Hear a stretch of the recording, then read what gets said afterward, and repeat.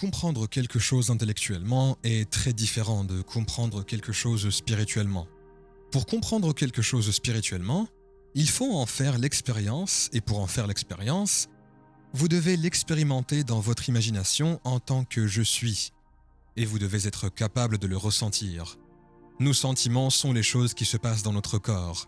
Neville dit « Faites de votre rêve futur un fait présent en assumant le sentiment du souhait réalisé. » Quoi que vous souhaitiez vivre dans votre vie, n'oubliez pas que votre imagination est la vôtre. Tout ce qui existe aujourd'hui a été imaginé un jour. Par conséquent, tout ce qui va exister doit d'abord être imaginé. Henry David Jett a probablement donné la meilleure définition du succès que j'ai jamais entendue. Il a dit « Si vous avancez avec confiance dans la direction de vos propres rêves et que vous vous efforcez de vivre la vie que vous avez imaginée, alors vous rencontrerez un succès inattendu dans les heures ordinaires. Il vous poursuivra si vous pouvez placer dans votre imagination ce que vous aimeriez attirer et commencer à le ressentir. » Voici l'une de mes citations préférées du pouvoir de la conscience. « Ce que vous vous sentez être, vous l'êtes, et ce que vous êtes est donné. Assumez donc le sentiment qui serait le vôtre si vous étiez déjà en possession de votre souhait, et votre souhait sera réalisé. Vivez donc dans le sentiment d'être celui que vous voulez être, et que vous serez. Chaque sentiment produit une impression subconsciente, et à moins qu'il ne soit contrecarré par un sentiment plus puissant de nature opposée, il doit être exprimé. Vos sentiments sont différents de vos pensées. Vos sentiments sont ce que vous vivez dans votre corps. Le sentiment dominant de deux sentiments est celui qui est exprimé. Je suis en bonne santé est un sentiment plus fort que je serai en bonne santé. Je ne détermine pas si je suis en bonne santé en fonction de ce qui est écrit sur un bout de papier ou de ce que quelqu'un d'autre me dit. Je vis ma vie en sentant dans mon corps que je suis fort, que je suis capable, que je peux, et ce n'est pas seulement quelque chose que je dis. Il ne s'agit pas seulement d'une affirmation. Une affirmation est un exercice intellectuel, une connaissance spirituelle intérieure qui dit que je vais bien, que je suis satisfait et que je suis prospère. Les mots utilisés par Neville sont ceux du subconscient. Chaque sentiment que vous éprouvez produit une impression subconsciente sur votre corps et sur votre conscience. Vous devez maintenant comprendre ce qu'est votre subconscient, car c'est lui qui dirige votre vie. 96 à 97% de tout ce que vous faites est le résultat de votre subconscient. Lorsque votre subconscient est programmé, il réagit à tout ce que votre esprit conscient a placé en lui. Quand j'avais 18 ans, j'ai passé 4 ans dans la marine américaine et on m'a envoyé dans une école à Bainbridge, dans le Maryland, pour devenir radiotélégraphiste et cryptographe. Pendant les 3 ou 4 premières semaines, nous avons passé 1 heure par jour sur une machine à écrire pour apprendre le code Morse. Mon esprit conscient devait programmer mon esprit subconscient. Votre subconscient fonctionne en permanence. Vous êtes assis ici en train de regarder une émission de télévision, vous vous levez, vous prenez votre télécommande, vous allumez la chaîne, vous vous habillez, vous déjeunez, vous allez aux toilettes, puis au travail, vous prenez votre voiture, et vous ne pensez pas à ce que vous alliez faire. Tout ce qui se passe dans votre vie et dans cette pièce, vous l'avez obtenu grâce à votre subconscient. Vous n'aviez pas besoin de penser à chaque chose que vous faisiez. Il y a eu un moment où vous l'avez fait pour apprendre et c'est ce subconscient habituel qui régit votre vie. À 18 ans, et j'ai pris des cours de Morse. C'était il y a 53 ans et mon subconscient continue de suivre car c'est la même chose. Seulement, vous n'utilisez pas le code Morse, mais vous programmez votre subconscient à le faire. 53 ans plus tard, vous avez passé votre vie avec cette programmation subconsciente en sachant que vous n'êtes pas responsable et que vous n'êtes pas en mesure d'étendre ou de transcender cette façon de penser. Votre subconscient est surtout influencé par vos sentiments. Un changement de sentiment est un changement de destin. Écrivez-le et collez-le sur le mur à côté de votre lit. Si vous veniez à l'endroit où je dors, vous le verriez. Je le regarde tout le temps. Je veux m'entraîner à mettre dans mon subconscient l'hypothèse du sentiment de ce que j'aimerais attirer dans ma vie, comme si cela existait déjà et à le ressentir. La loi d'Assomption de Neville dit ceci. Si vous persistez à assumer ce que vous aimeriez devenir jusqu'à ce qu'il devienne votre sentiment dominant, alors la réalisation de votre idéal est absolument inévitable. Vous devez d'abord assumer le sentiment d'un souhait réalisé dans tous les aspects de votre vie. Vous devez donc vous dire Qu'est-ce que ça fait d'être prospère? Que ressent-on lorsque l'on est satisfait? Qu'est-ce que cela fait d'être bien? C'est ce que j'ai dû me rappeler lorsque j'ai reçu le diagnostic de leucémie. J'ai dû me rappeler que j'étais au plus bas pendant une trentaine de minutes, jusqu'à ce que je réalise que pratiquement tout ce qui se présente dans ma vie est une bénédiction. Pratiquement tout. Toutes les luttes, qu'il s'agisse de la toxicomanie, du fait de vivre dans des foyers d'accueil et d'être abandonné, qu'il s'agisse de la séparation avec ma femme et de la douleur qui en découle, peu importe ce que c'est. Une de mes amies les plus chères était Elisabeth Kubler-Ross. Elle est décédée il y a quelques années, et c'est elle qui a tant écrit sur la mort et le décès. Elle avait un message merveilleux et important pour nous. Elle disait « Si vous protégez la montagne des tempêtes de vent, alors vous ne verrez jamais la beauté des sculptures. La beauté des sculptures vient de la capacité à être dans un état de gratitude pour les tempêtes qui se présentent dans notre vie, tout autant que pour les choses que nous aimerions voir se présenter dans notre vie.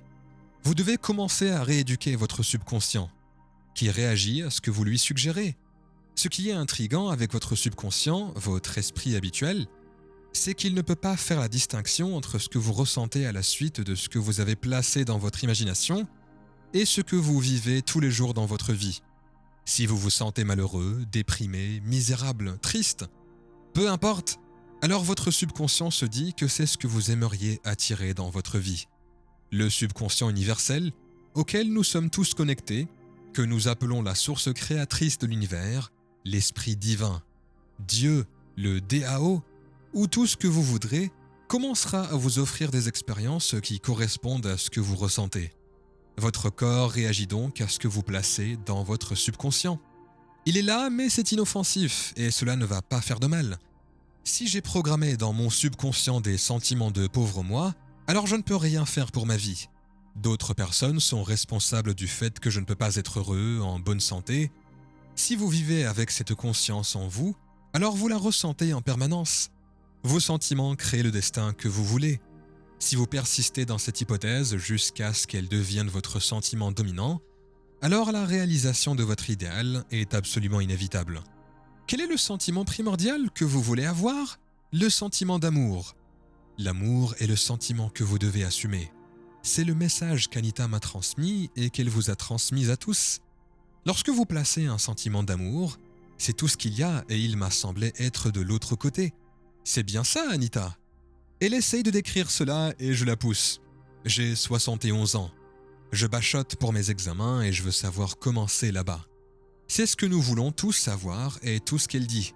C'est que c'est de l'amour à l'état pur.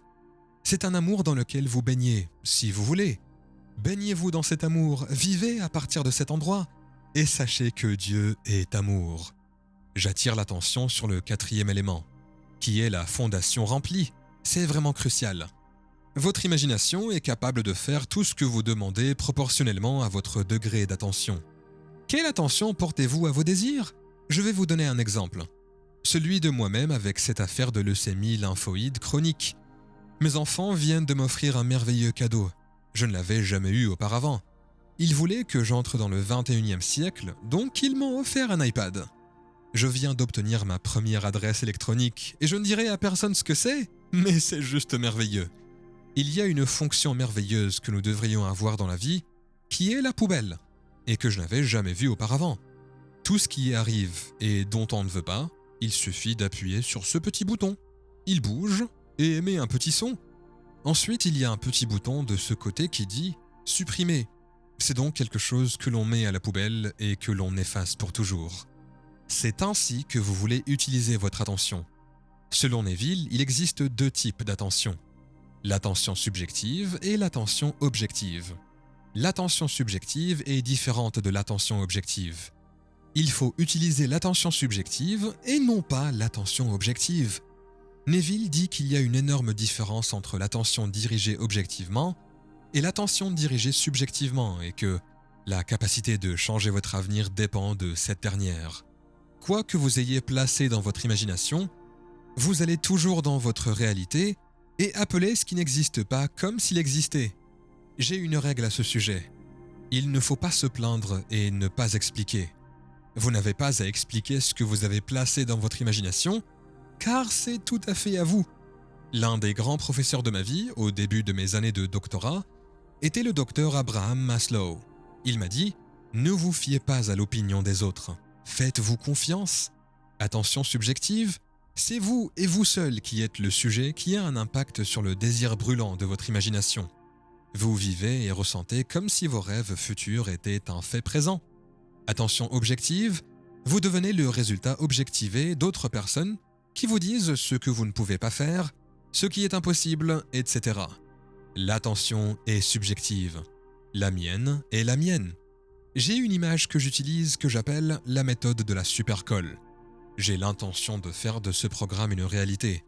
Et cela implique beaucoup d'argent, beaucoup de dépenses, beaucoup de personnes et beaucoup de choses doivent être réunies.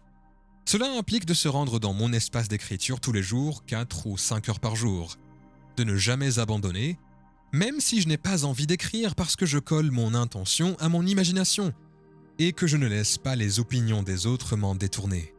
Je me fiche que l'on me dise que je ne peux pas le faire, que c'est impossible, que cela coûtera trop cher ou que nous ne pouvons pas le faire.